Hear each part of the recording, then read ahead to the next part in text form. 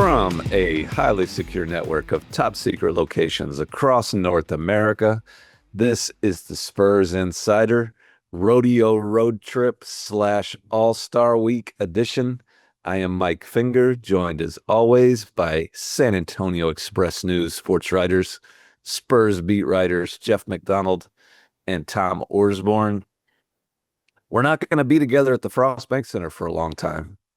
It's as Mitch Johnson, the head coach of the Spurs, pointed out, this is not just a normal rodeo road trip, but a weird one. They're going to strange places. It's the funkiest in recent memory. Funkiest in recent memory. I love that word. They're going to have KC and the Sunshine Band.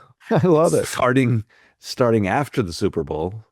The Spurs got to watch their Super Bowl at home, I believe, for the first time in a long time. It is stretching into March. It will feature a couple games in Austin. It is now featuring a couple games on the West Coast, which Mitch Johnson pointed out. The Spurs don't often go west during the rodeo. But in the middle of all this, the local Cagers continue to roll. You got one of the best, maybe the best Stephon Castle game of his promising young career just the other day. And heading into a Lakers game tonight here in downtown Los Angeles, the Warriors on Wednesday, and then the big All-Star weekend that Tom's going to cover. So where do you guys want to start? Well, what makes it funky is not KC and the Sunshine Band, but it's just 2 games before the All-Star break. Like it's kind of like a false start to the rodeo trip. It breaks it up a little bit where you don't have all those games in a row. So that's where we're in LA to face the Lakers, and then they are in San Francisco to face the Golden State Warriors, and then they're off for a week. And that's what makes it funky to me, is that's a weird start to the rodeo trip. Is just the 2 games before the break. The rodeo trip of legend, the rodeo trip that used to forge championship teams back in the Greg Popovich era. The rodeo game of the classic songs of Bill Schoening does not exist anymore. There are many road trips just in this season that are longer than any road trip that the Spurs will take during this so-called rodeo road trip. This is just a road back-to-back. And then an all-star game, and then you got 2 games in Austin, which are sort of halfway a road trip because they're staying in hotels, but aren't really because they're home games for the Spurs officially. And then you got a week-long trip, I think, to the East Coast, to New York and Philadelphia, and that's it. I did look it up last year, and however you want to slice it, they were away from the AT&T Center for 12 games in a row, which is a lot. It's less this time around. Yeah. But it's almost 4 weeks of not being around because of the All-Star break and that kind of thing. But how do they head into this? On a We're going to call it a trip. On a roll, looking for momentum, trying to seize some momentum going into the All-Star break, and not we heard the old metaphor a bunch of times at the last game we were at, not take your foot off the gas. With 2 games to go before you get a little break, some of the guys get a vacation, other guys have all-star duties. But it's the talk right now about the team is running through the tape, finishing on a high note. A bunch of people told us, a bunch of players and Mitch himself told us that with 8 games before the All-Star break, they started talking about that as like a little mini season. Let's try to post the best record we can over these 8 games, not look too far ahead to the break, not again take your foot off the gas. And since then, I believe they're 5-1, and with these 2 to go to kind of finish strong. So they come into this rodeo, this kind of 2-game entry into the rodeo trip on a roll with some momentum, 4-game winning streak, 5 of the last 6. I believe 9 out of the last 12.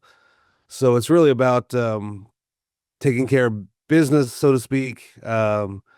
Beating a Lakers team that might our viewers and listeners might know the answer to this question before they listen to this, but they might be playing a Lakers team without Luka Doncic and LeBron James, and then a Warriors team without Steph Curry. So it's kind of about taking care of those two games and not letting your thoughts wander too far to Cabo or Cancun or wherever you might be headed for the little break they have coming up.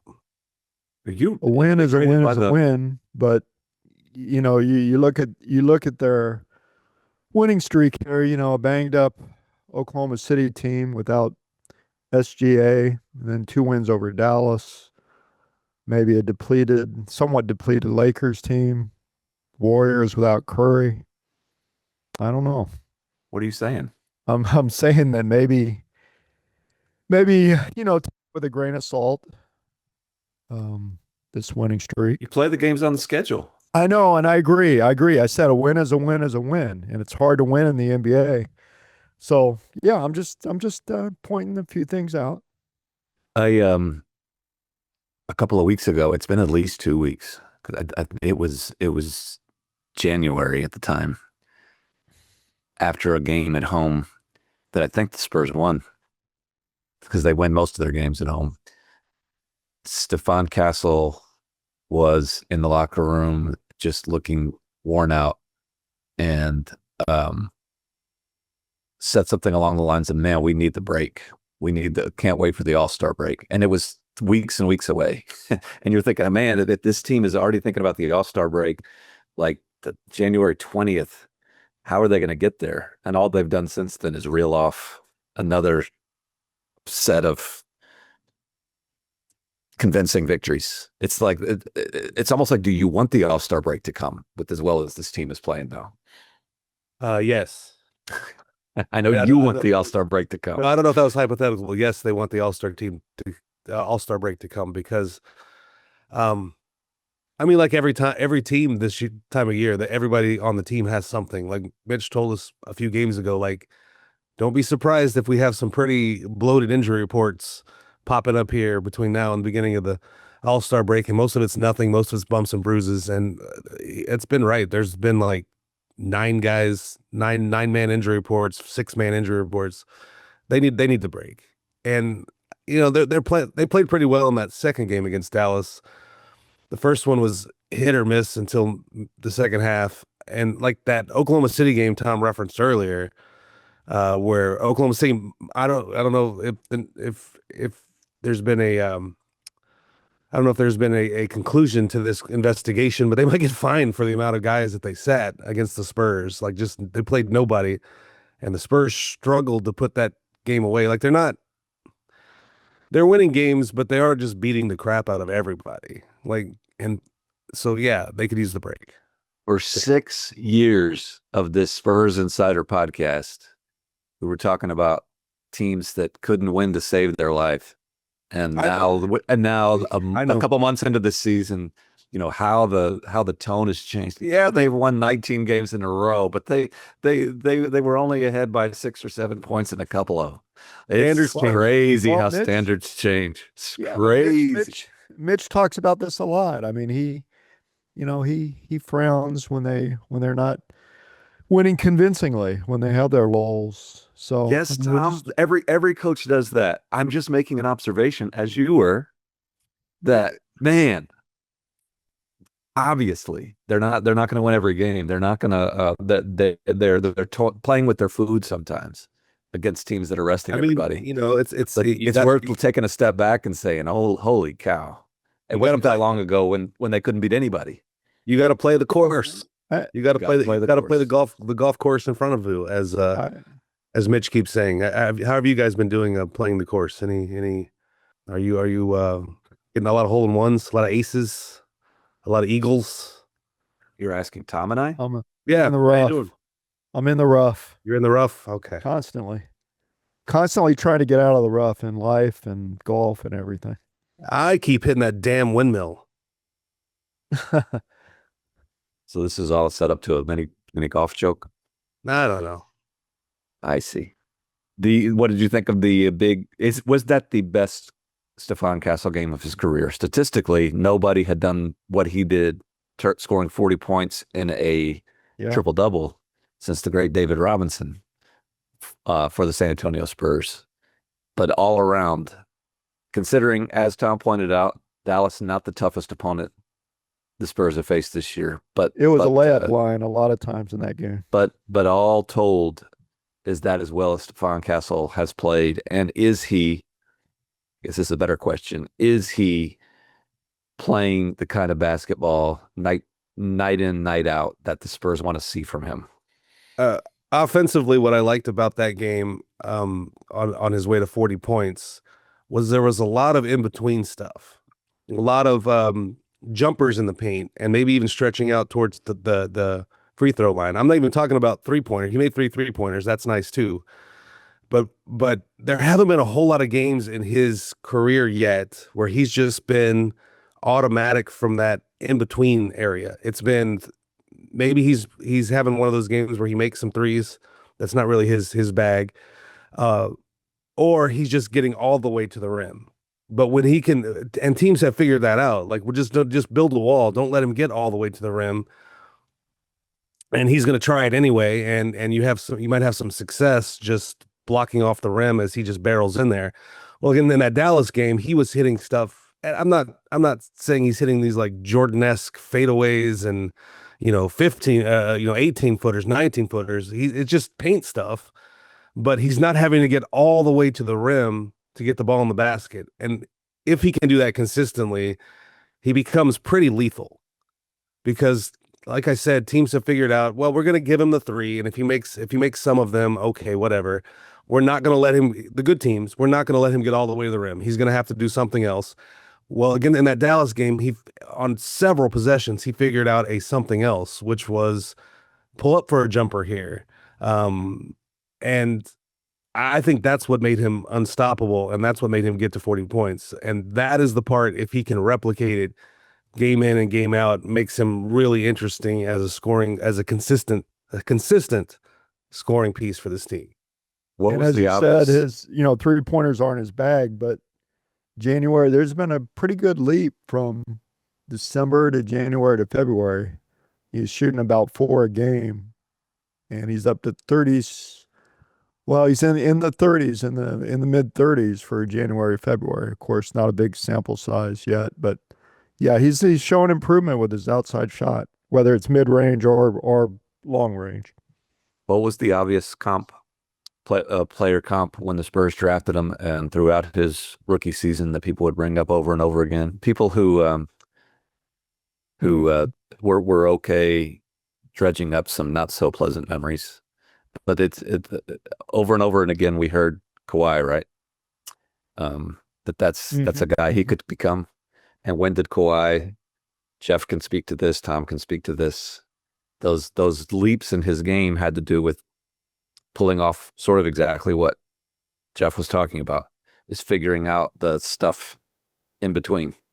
And Kawhi was one of the best, is one of the best when he plays at figuring out the stuff in between, whether it's the mid-range or just the pull-up floater type stuff, the not getting all the way to the rim, but still getting baskets.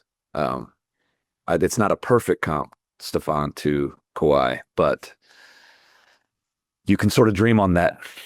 And there are still times when he makes Mitch pull his hair out with, like Jeff said, he tries to get to the basket even when they're not letting him get to the basket. The turnover numbers aren't ideal yet, but there's still improvement being made. He has not hit that wall yet. So yeah, he's come a ways with the turnovers from early in the season for sure. Much better at protecting the ball. I can't remember. Was that Houston game? Have we talked about that, or was that on an earlier podcast? Because that Houston game, to me, you were talking about his best game overall. That game at Houston might have been Steph Castle's. It's on the list of his best defensive games. Yeah. Like, so he's had his best offensive game and maybe his best defensive game here in the last couple of weeks of his career. Like, he's really putting it all together. Really encouraging for the local Cages to see that.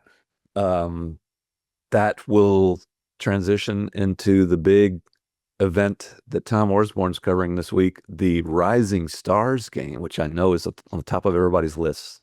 I lost interest when David Jones Garcia was scratched. So that is a that is a huge asterisk on the event that David Jones Garcia is not going to participate. But you got Stephon Castle and Dylan Harper. You got Dylan Harper staying for some other thing that involves Some family other members. things. Some Yeah. other thing. That's pretty much the All-Star pretty- weekend in a nutshell.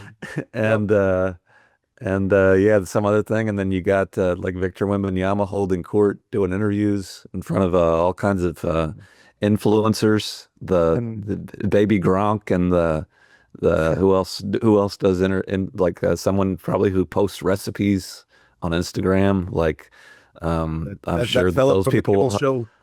the other, well, like the fellow from the Kimmel show is old school compared to the new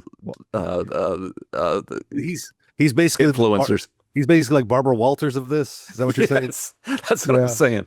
That's what I'm saying. He is Barbara Walters when it comes to he's morally safer. He's Walter Cronkite compared to the people who are out there putting their phone cameras in front of these players during All-Star weekend. I do not begrudge Tom Orsborn that task at all. Tom every year volunteers to be in the middle of all that madness at All-Star weekend, and he's going to do it again this year. And what are you looking forward most to, Tom?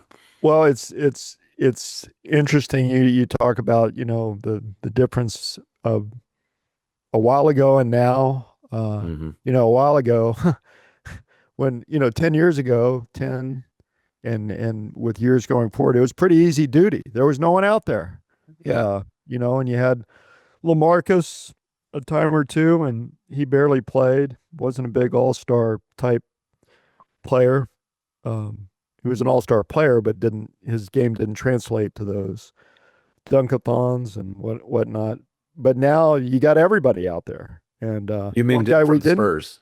Yeah, exactly. One guy we didn't mention, and you even have the coach out there now, so and his staff. But one guy we didn't mention, Carter Bryant, in the dunk Carter contest. Bryant And, doing the dunk man, contest.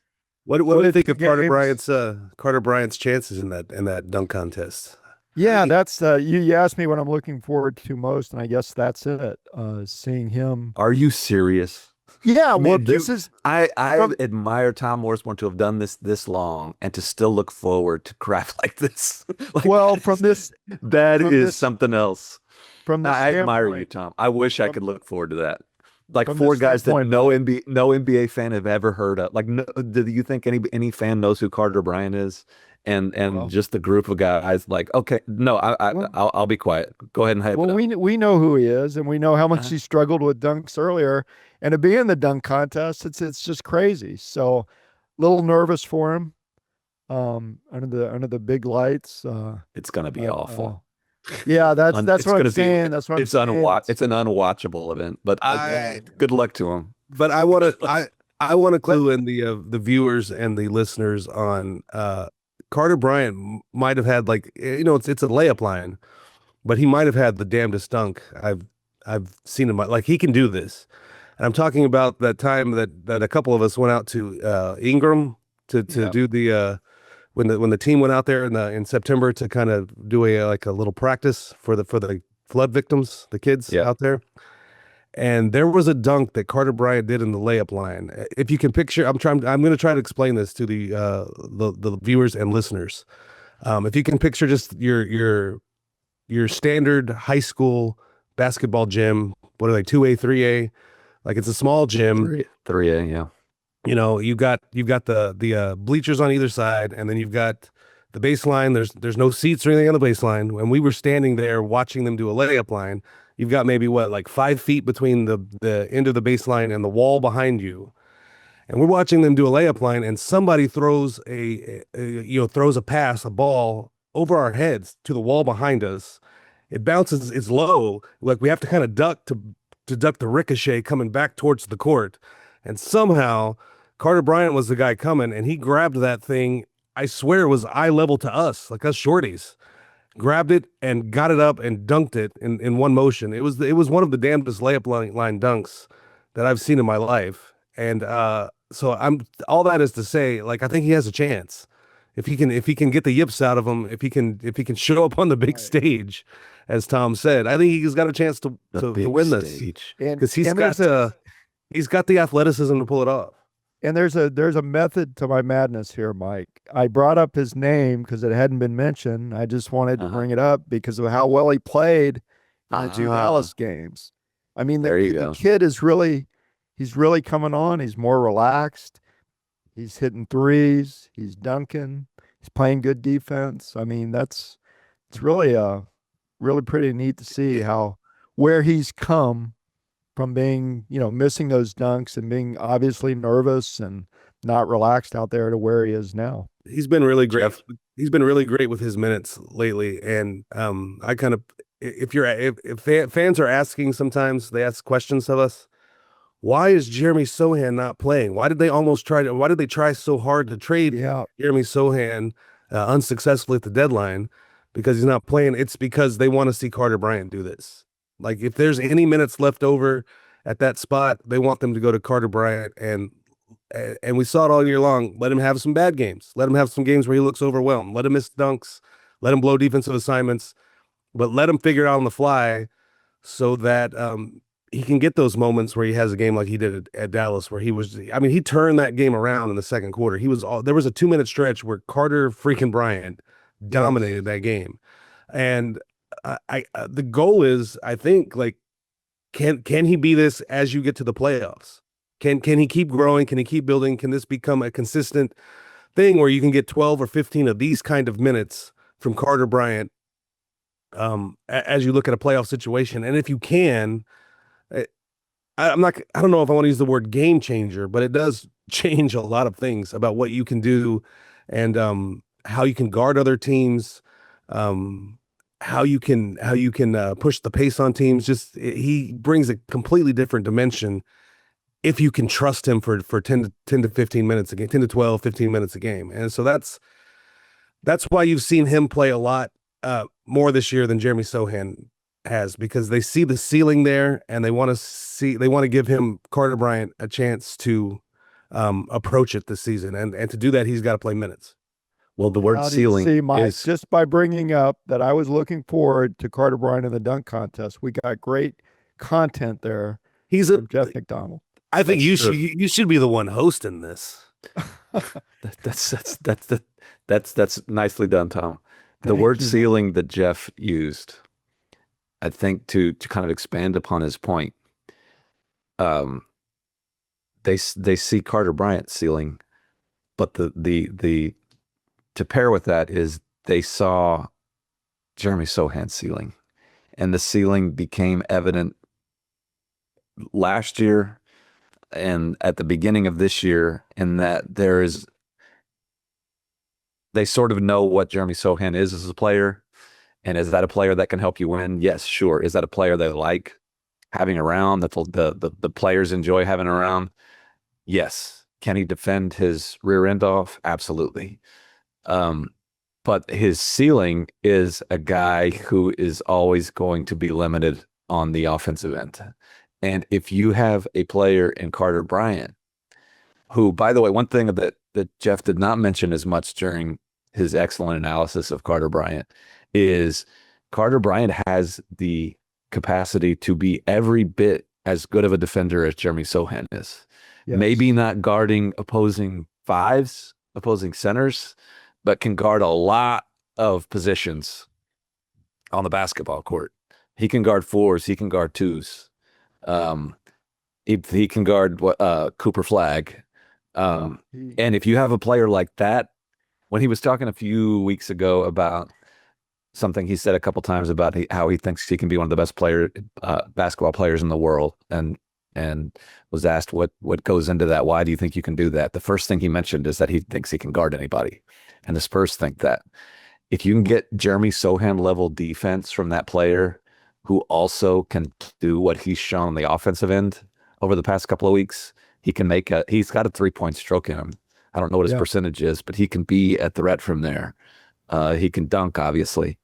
I think that's a special player. And so you have to take those two analyses of a player side by side and say, what do we want out of this position? Are we going to get any more out of Jeremy Sohan than we're getting? And could those minutes be better allocated to a guy who can be a more complete player. And I think that's what you're seeing. And in Yeah, terms of that's- Jeremy Sohan's future, Jeff, do you have anything on that? Like or his recent past? Just kind of this is our first podcast since the trade deadline, when I think the Spurs made a legitimate effort to find a trading partner and did not find one. Are we 100% positive that Jeremy Sohan is around the rest of the year? I think there was a real sense with people on the team, probably with Jeremy himself, that he was not still going to be on the team come Friday, come this past Friday after the deadline. Like I really think a lot of people thought he was going to be moved, and they just couldn't do it. And it wasn't because they didn't try. And by the way, this is not. This would have been beneficial for Jeremy Sohan too. Like it was a kind of a mutual thing where, hey, let's see if we can find a place where you can get some more opportunity. You're not getting it here. It's detrimental to your career to brought on the bench here for the final half of a free agent, a free agent season, a contract year. Let's try to find a place you can play. They couldn't do it. They couldn't find someone. From what I understand, a lot of people that were willing to take Jeremy Sohan also wanted the Spurs to attach draft capital to that, and they didn't want to do that.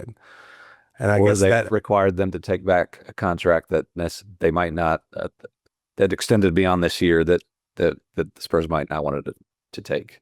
And like you In hate the case of Gershon.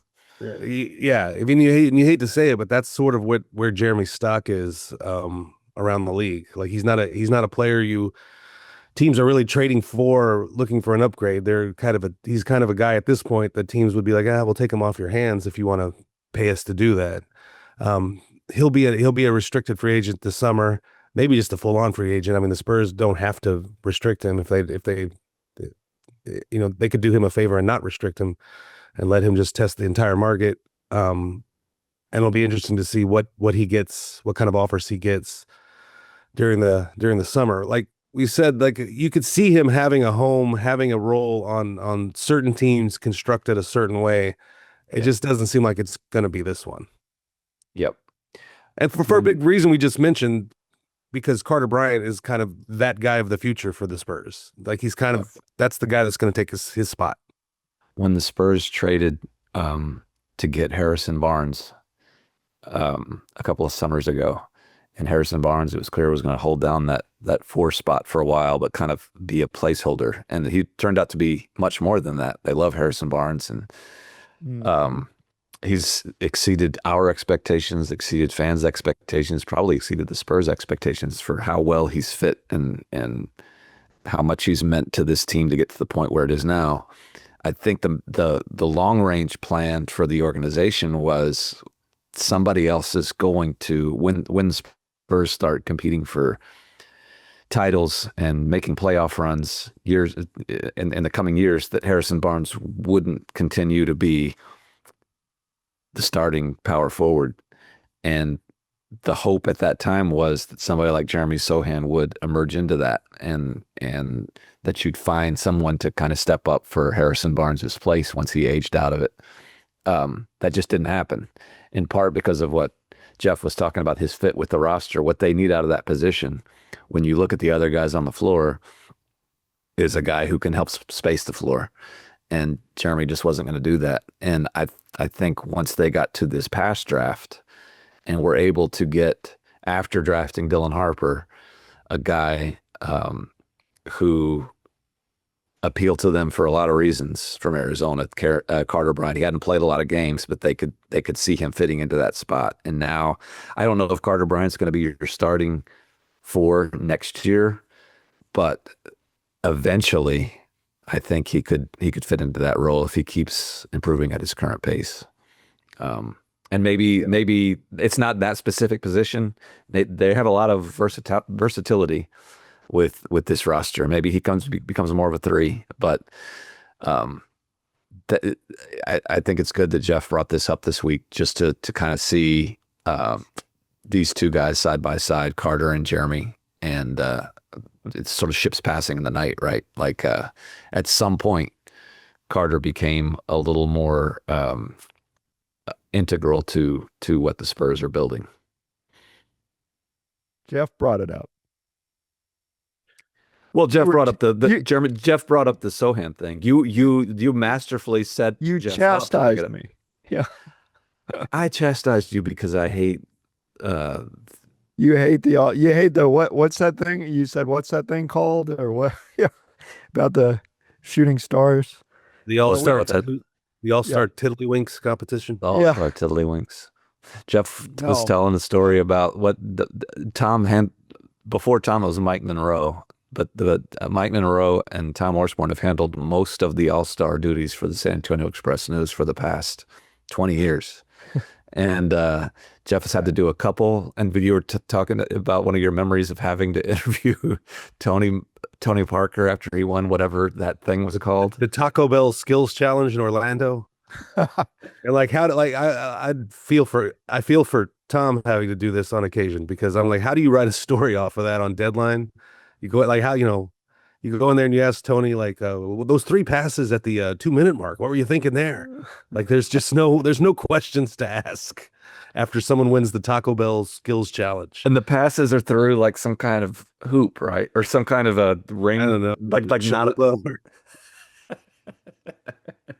Speaking of Mike Monroe, I had coffee with him last week.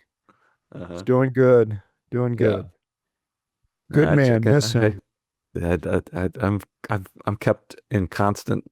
I'm constantly in the loop of his very rich, very full, very bountiful life in retirement. He's doing great.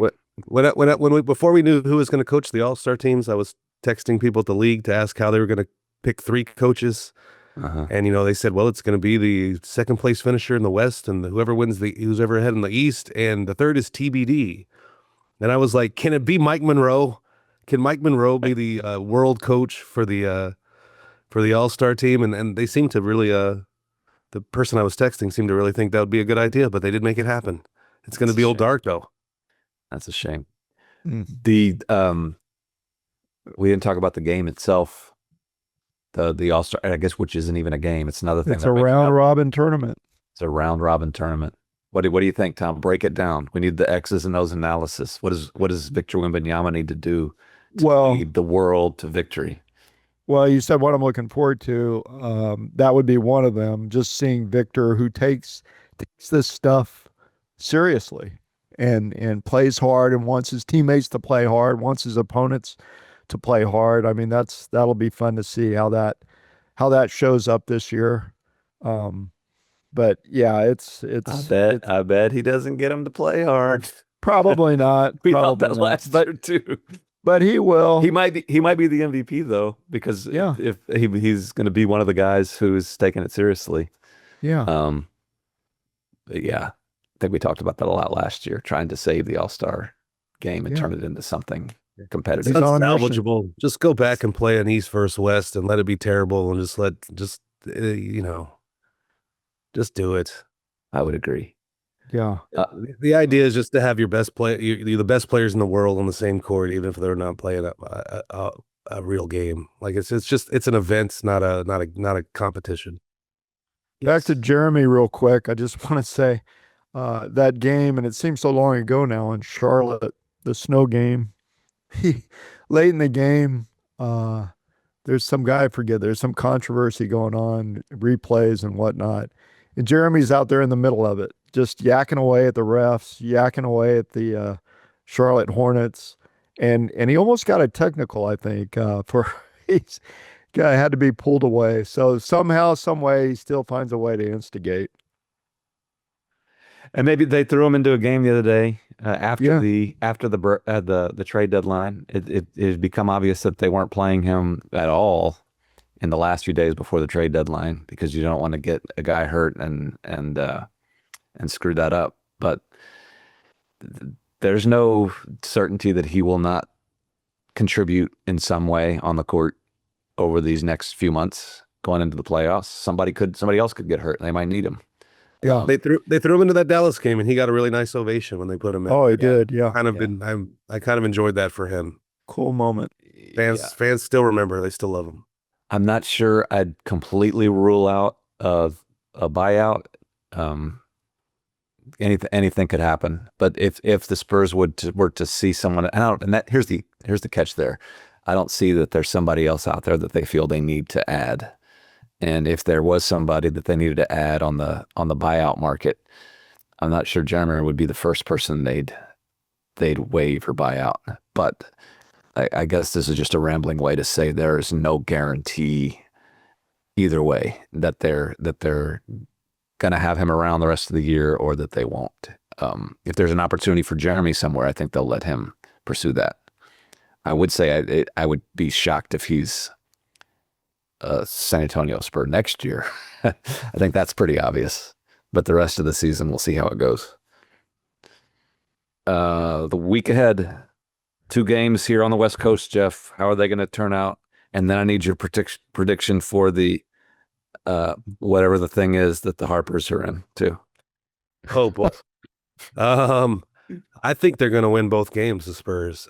If they lose, it's going to be one of those, like we talked about earlier, where you have to fight human nature not to take your foot off the pedal. But I think they have it in them to beat the Lakers, who might be shorthanded tonight, and to beat a Warriors team that's not going to have Steph Curry.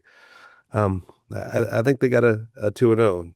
You want me to do my Harper prediction now, or you want to? Well, I just want to say you rarely. I don't know if you've ever picked a perfect week for the Spurs this year. I'm a prisoner of the moment. I'm a prisoner of the moment. I'm bullish on them now because they've won 4 in a row. Well, that's bad news for them. Yeah. How about the whatever the thing is that the Harpers are in? Are they going to win? Okay, so let's break down who they going against. It's I love the names of these teams, by the way. You got Team Harper, which where did they come up with that one? You got Team what else? Team All Star. I don't have them in front of me. Who's on Team All Star? That's Scotty Barnes, Scotty Barnes, and Chet Holmgren and Richard Hamilton as Team All Star. And you got Team Cameron, which that's that one throws you a little curveball. That's the home of the Duke Blue Devils. So these are former Dukies. So that's Jalen Johnson, I think, and Con Knipple and Corey Maggette. And then you got Team Knicks. Look, where did they come up with the name for that one? It's a bunch of New York players: Jalen Brunson, Karl Anthony Towns, and Allen Houston, who the Spurs slayed in the '99 finals. And then you got the Harpers. Dylan Harper. Fans at home and the viewers at home, and for the host of this podcast, please explain what the heck they're doing. They're shooting baskets, and there's a point system, and it's timed. That's all. Shooting baskets all at the same time. Are there multiple basketballs being shot at the same time, or they have to take? I don't think so. I don't think so. Now, here's the other thing. It's been 11 years since they've had the shooting stars. This is a revival. Like I think. Like of all the things that were in Adam Silver's like suggestion box that people put in like suggestions for the league, I think there was just an overwhelming clamor to come back with the Shooting Stars competition. Where's it been? It's been gone for 11 years. They had to bring it back, and so you've got Dylan Harper and his father Ron and his older brother Ron Jr. are going to shoot in that one. And I did ask Dylan, like, "Hey man, does your pops still have the jump shot from it? He's been retired for a quarter century." Like, he's telling Dylan said, "Nope, he does not. We're going to lose." Basically, that's what he said. "We're going to make Dad take all the layups, and we're going to take the other shots." Oh, there's layups? Yeah, it's I think it might be sort of a the thing they do like at the quarter breaks where guys got to make a layup and a free throw and a 3-pointer in a certain amount of time. It's some version of that. If you remember a long time ago, the team that won it, the Shooting Stars competition back in the day was David Robinson and I think Tim Duncan and Becky Hammond. She was still a player. So the Spurs do have like they do have a tradition. Yeah, you know what they should play. Here's some ideas. How about All-Star Weekend Knockout? Or All-Star Weekend 21. Those classic high school gym games. Would that be something? Horse could be something. I don't know. For all your coverage of the shooting stars. Is there shooting stars and rising stars? Yes, there's stars and all stars. There's just it's a veritable galaxy out there. And is it the Sonic Right. Slam Dunk? Surely not anymore. I don't. The what's the other one? The 3-point. The Spurs don't have a 3-point shootout guy, No. which makes sense. Rising stars, you got Steph Castle, Dylan Harper on Team Mello. Team Mello. Yeah. Uh-huh. And you got Castle, Donovan Klingen, the Connecticut connection. Uh-huh. Cooper Flagg's on that team. Reed Shepard's on that team. I see them taking the title. See them taking. Yeah. There's an asterisk though with David Jones Garcia not there. Like whoever wins the MVP of this thing, there's going to be a big asterisk because we all know is going to be DJG there. And that's not sudden jest. I mean, the guy can light it up in that kind of atmosphere. It would have been good. Well, for more coverage of all that, rising stars, shooting stars, falling stars, silver stars, ninja stars. Wish upon a star. You got Tom Orsborn at expressnews.com. He's going to have you covered all week. Starlight, Coverage Starbright. of the rest of the Spurs West Coast jaunt on this rodeo trip. We'll have coverage of the Spurs games coming following the All-Star break in Austin, Texas, and much, much more. Until we see you next time, take care of each other and keep it real.